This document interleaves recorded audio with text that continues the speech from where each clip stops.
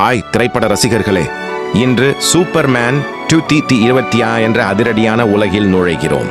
இந்த புதிய படைப்பில் நம்முடைய பிரியமான ஹீரோவை புதிய பார்வையில் மீண்டும் திரைக்கு கொண்டு வருகிறார்கள்.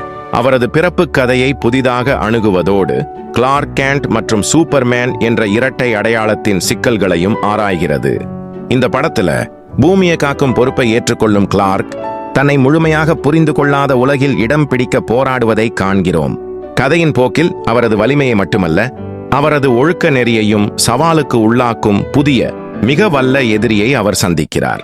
அந்த பயணத்தில் நம்பிக்கை, பொறுமை மற்றும் சமூகத்தின் சக்தி ஆகியவற்றின் முக்கியத்துவத்தை படம் எடுத்து காட்டுகிறது. அதிக சக்தி வாய்ந்தவர்களுக்கு கூட துணை தேவைப்படுகிறது என்பதை நினைவூட்டுகிறது.